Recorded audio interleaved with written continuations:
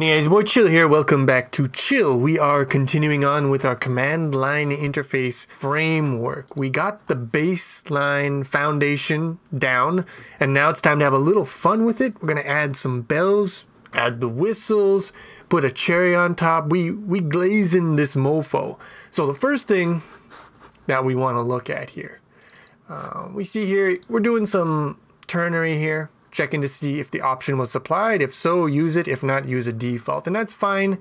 But I like to spice things up a little bit.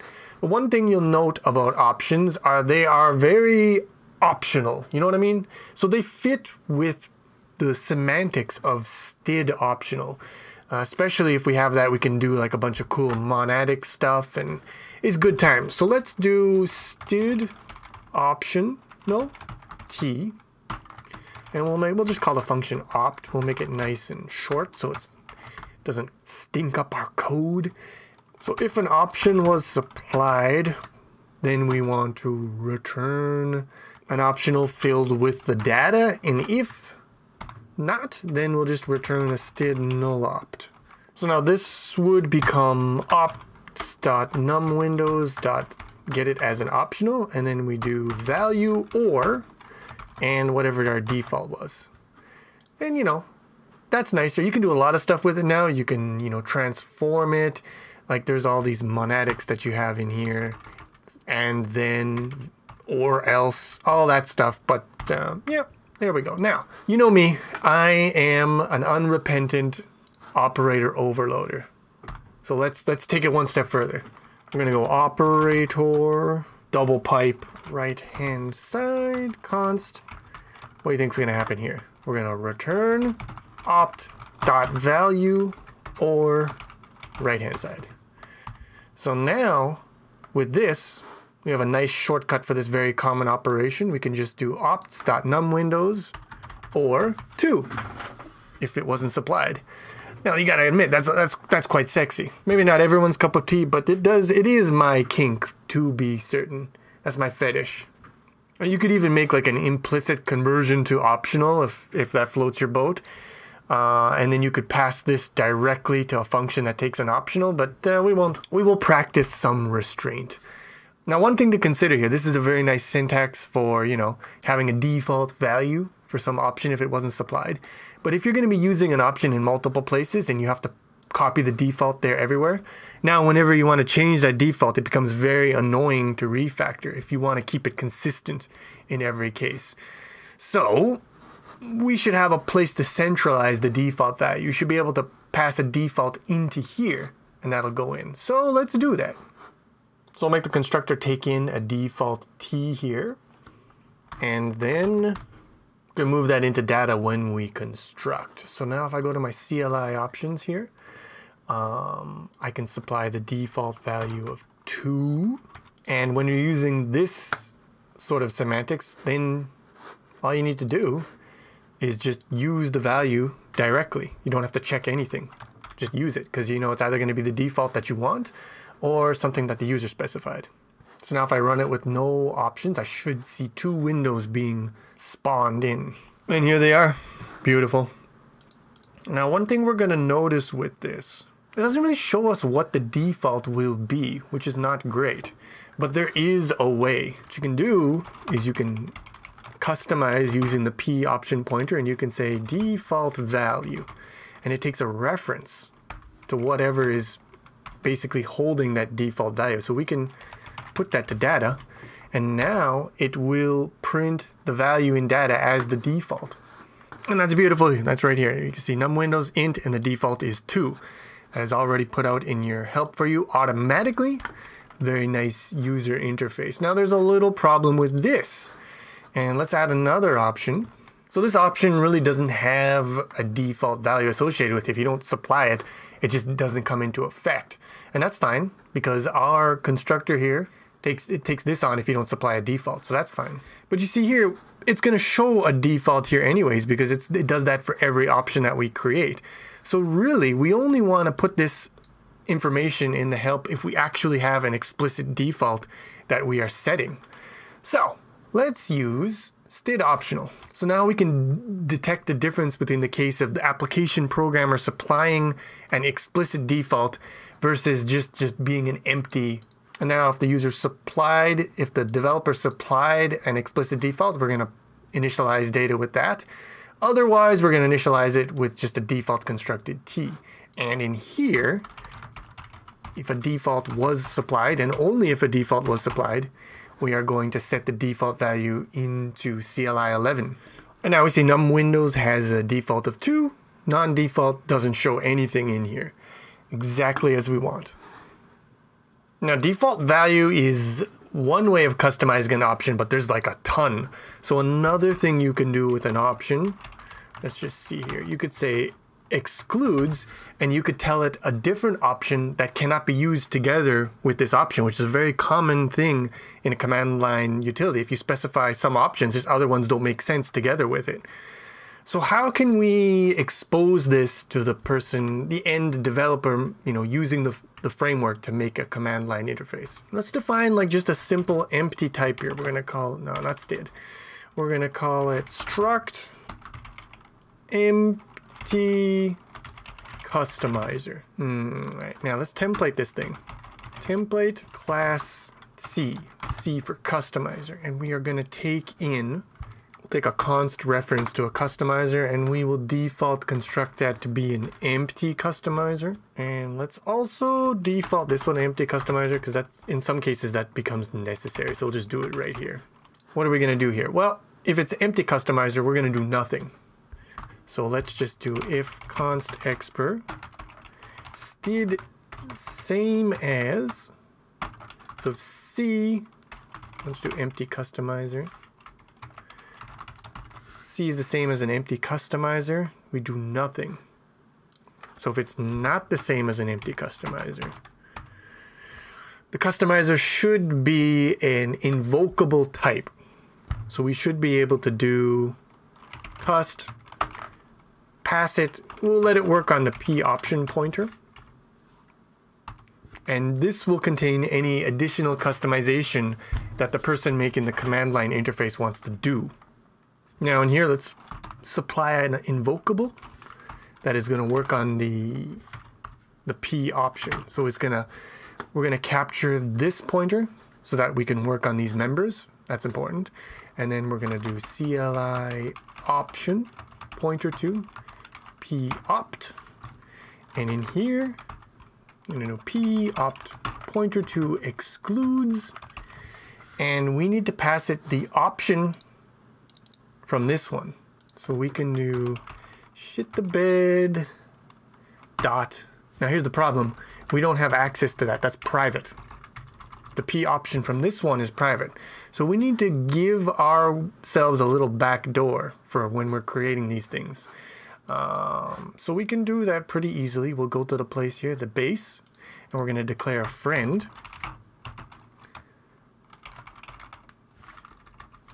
So the option container base is a friend, and option container base is going to have a little protected function. Given a reference to an options element, get the option pointer from inside there. So we should define this. Just return element dot p option. We can do that now because we have friend access. And now that this is available, because we captured the this pointer, we are in that same scope, we can use that access function. So now we do get opt underscore shit the bed. There you go. And now we should exclude you from shitting the bed while simultaneously providing number of windows. Pretty cool. Let's try it out. Let's take a look at what it looks like when you supply the help option now. And so now we see num windows excludes shit the bed, and it also shows you the other side because that's mutual, right? So shit the bed excludes num windows, and if you try to put them together, you try to supply them at the same time, you're gonna get shit the bed excludes num windows. That's an error. So this is a pretty sweet system. It allows the person making this to now do any kind of customization with options that they want. It's very flexible. It does require them now to understand a little bit about how CLI 11 works, but you could also supply like some canned customizers which encapsulate the details of CLI 11 and just give the user a uniform interface to work with. Now let me show you another very important way you can customize in CLI 11. So we've got a little option here. It's a string. It's supposed to be a path on the file system. And we want to make sure that when the user specifies a path, it's actually a real path. And we can do that. It's a very amazing feature here. So we do this, and again, we have to do the same signature here. So we can do popt pointer to, and there's a function here called check. There's two of them. One's called check and one's called transform. We'll use check. And we can pass it a validator. So CLI 11 has a bunch of different validators. Let's see, existing path. It's a pre-made object. You just pass check existing path. And now, again, if I run it with help, you're going to see the path is text, and it has to be an existing path. Now, if I run it with a path that probably doesn't exist, if I had to guess, it says path does not exist, Windows. But if I make a little modification here, it works fine. So, and there's a bunch of these validators. You can make sure that a value is within a certain range. So for the non-default option here, I'm going to constrain it to have to be in this range here. And now if we run it with an option that is outside of the specified range, yeah, we see value not in range. Run with help for more information. And if you run it with help, it tells you now the range of acceptable values in the help here. So everything that you do here to customize is also reflected automatically in the help. You don't have to keep updating the help output like you would if you're doing this shit manually, which is a big pain in the ass in which people forget all the time, and then the help lies to the user. Now, because this is such a common operation here of supplying a validator, I would like to make it a little more convenient. So let's change our logic in here a little bit. If the thing that was passed in, if the customizer is invocable, and you specify what arguments it's invoked with, and I believe that would be CLI option pointer. So if it's invocable with CLI option pointer, then we'll invoke it. Else, if C is a CLI validator, then we will just do P option pointer to, and let's do transform, because some validators, they actually can change the value, and so then you'd have to make it a transform. So we will allow both of those. Transform with the customizer, which is actually a validator. All right, so, and if it's neither of these things, then let's just do nothing. So now I should be able to replace all this gobbledygook with just CLI range. There we go, that looks a lot nicer, and we can replace this one as well. And that builds fine, and if I run it, it did not work. Okay, so there is usually a reason for this. It might not be that. It might be something that inherited from, I think those ones are not the same type, right? They're not a CLI validator, they inherited from CLI. So if CLI validator is a base class of, how do you like me now? And now we see path existing, we see int in range, so yeah, we needed to use base of. All right, so we can customize option, but we need to give flag a little love. Now to do that, we'd have to template this one, meaning we'd have to move the implementation into this file here, or we could just add another constructor that's templated and it calls into the one we already have. So we would first invoke flag with the other arguments, and then we do the same sort of thing, and this should work just the same. All right, so let me add one more flag here. We'll call it funtime embed, and it excludes shit the bed, which, you know, I think that's pretty logical. And that builds fine, and if we run it, we see that shit the bed excludes funtime embed and num windows. And funtime embed excludes shit the bed, but not excluding windows. There we go. Okay. Now we notice that the excluding thing is really nasty to kind of put in here compared to like putting in a validator. Is there anything we can do here? And there's another problem with excluding. Oftentimes you'll have like a bunch of options that are mutually exclusive. Let me give you an example. So let's say we got these 4 options here: lick, brick, dick, and rick. And they're all mutually exclusive. You can't supply them together. And this is actually a pretty common thing to have in a CLI. So how do we constrain it then? What does it look like? So it's going to look like this. The first one, you don't do anything. For the second one, you make it exclude the first one. The next one excludes the 2 previous, and the last one excludes the 3 previous. So we got like I don't know, this arithmetic progression going on here. Even without this, it's kind of annoying to just type this out when you want to exclude another option. So what can we do to make this better? Just to show you, this does compile, and it gives you what you would expect. Lick excludes all the other 3. They all exclude the other 3 ones. So this works, but how can we do better is my question. The answer, as you might expect, involves templates. It always involves templates when you're trying to do something crazy. I had a problem. I used templates to solve the problem, and now I have 500 lines of compiler errors. But anyways, let's ignore that, and let's do a little namespace rule. So we're going to create a new concept for our framework called rules, and they are going to be great. Struct rule base. So we're going to forward declare something in that namespace. Rule base. The rule base is going to be special boy. He's going to be friends with everyone. So friend struct rule base. He'll have access to options container base, and he'll have access to options element. Very friendly boy. Now let's make our rules. So down here we'll do namespace rule again, and let's define our rule base. Now a little problem here. I already forward declared it here, so I don't want to forward declare it here. I want to make sure that I'm referencing the one that's already been declared. So if I do that, it probably helps if I put it in the actual namespace here.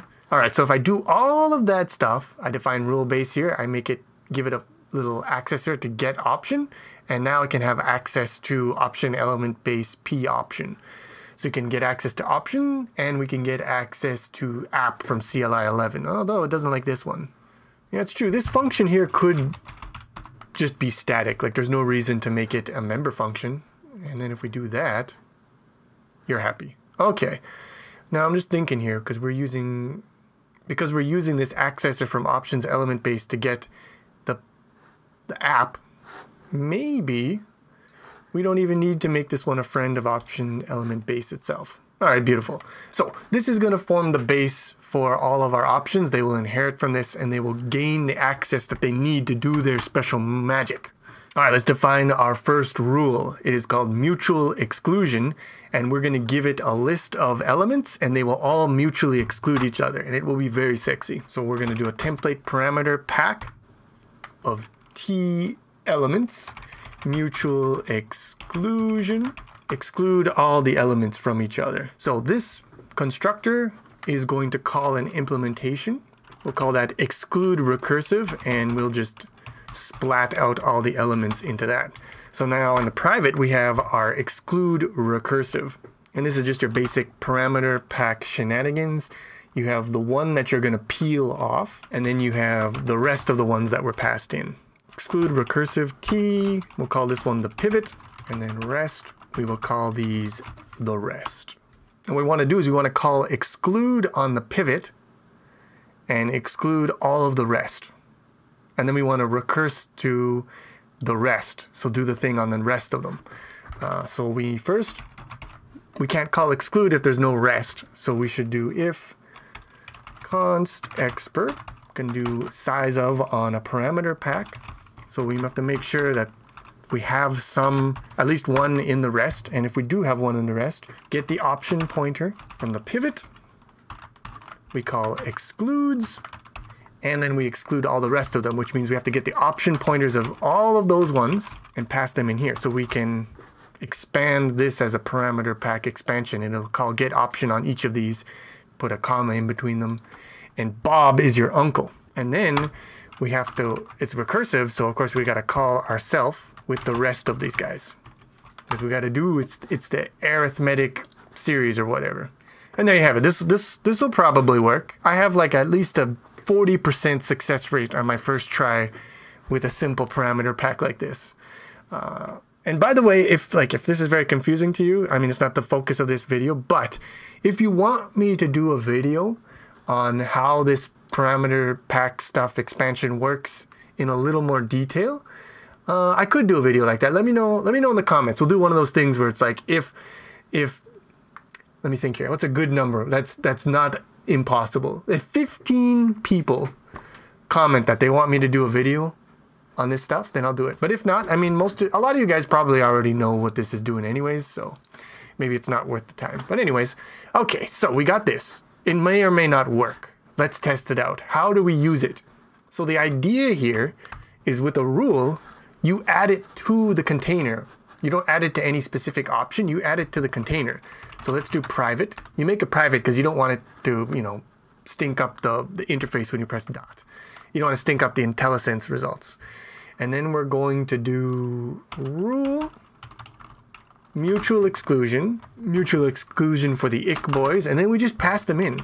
We want to exclude lick, brick, dick, and rick. So these guys are all excluding each other. And then we don't need this garbage.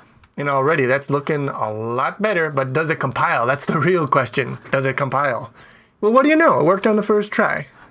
Here's the first time for everything, and here you go. Still works the same, except it just looks a lot better. It's a lot easier to do. It makes me happier. We could also do the same for these guys up here while we're at it. And again, that's a great improvement. I'm loving it. Compiles fine. Amazing. Beautiful. Fantastic. Now, while we're at it, let's add another rule, mutual inclusion.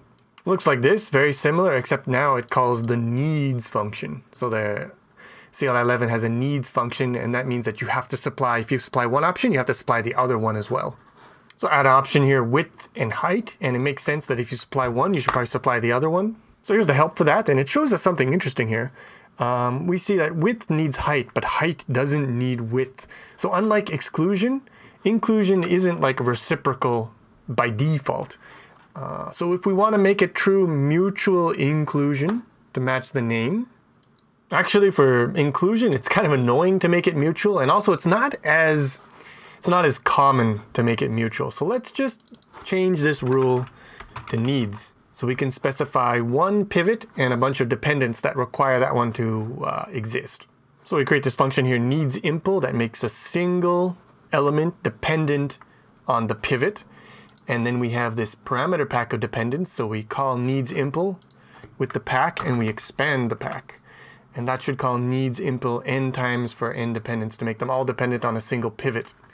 So we see here height needs width and width needs height. And there should be a way to make it a mutual one. It's just I don't want to do it right now. It doesn't like my stuff. Probably because I need to change the name to match. But remember when I said I have like a 40% success rate on the first try? I think that's pretty accurate. What we need here apparently is a fold expression. Alright, that seems to have done the trick. And now if we go with our help, we say that width needs height and height needs width. Okay, that's pretty good. I'm not sure I'm happy with the naming of this rule, to be honest, but it is what it is. Now I think I'm going to call it right here. The recording is getting quite long. I'm not sure how much is going to actually be dead air that gets cut, but when we come back, we are going to finish up the glazification of our framework. There's a few more things that I can show you that are very nice. In particular, we're going to look at reducing some redundancy, like this and this, using some macros. Yeah, but other stuff too. It's going to be a fun time. Until then, thanks for watching. Hope you enjoyed the video. If you did, please click the like button. And I will see you again with some more chill.